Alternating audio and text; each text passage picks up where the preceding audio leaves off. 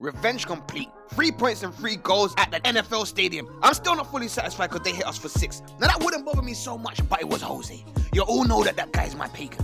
Regardless, super comfy day in the office. At no point was I worried about getting the 3 points. You think going down 1-0 scares, man? That's what we do. Even against the Mourinho team. That football terrorist has destroyed what very little that Spurs have built over the last few years. His work is complete. He's even turned the nicest son into a pagan. He told man in All or Nothing they have to become scumbags. Well, they've become scumbags and they've chosen nothing over all. Nothing. Ollie is moving cruddy. He's always on crud when he goes to other people's yard. He is a Viking. Man don't pillage and leave with nothing. And the Viking in him came out again after the game. Man said if son was his son, son's eating ideas for supper that night for his antics. Shenanigans will be met with starvation. This is some Viking behavior. But why is man withholding food though?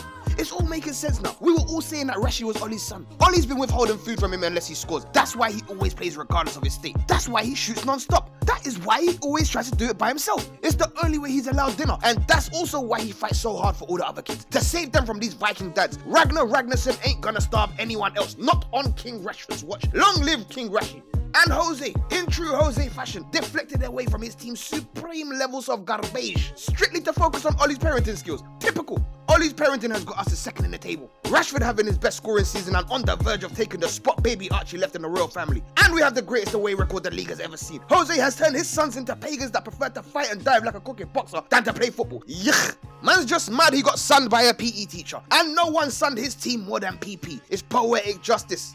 Poetic justice. I'm telling you that Pog bloomed when Jose kicked out Old Trafford. You need to hear this. That whole Spurs team need to start calling PP Bappa. Man childed all of them. The footwork, outrageous. How many man got whammed? How many man got whammed when Pog plays Cam? How dare you send for Dyer when PP's on the pitch? Man whammed this Dyer guy for France. Why didn't he learn then? Why he come back? So man sent him to the shop again. Man said get me a Twix before you assisted Gunwood. Why don't you all love him?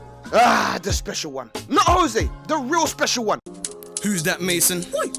How many times must I tell you that this youth is the truth? He is finding his form at the right time. He's had enough of everyone hyping Foden like say he ain't right here. I was upset he didn't start, but man came on and got a goal and assist. He did it for all the academy players that wouldn't have made it under Jose. It's Mason's time to shine. Ambidextrous slappers of the ball with prejudice. The technique's top draw. Outrageous. Wait. Cock back, shoot, then score.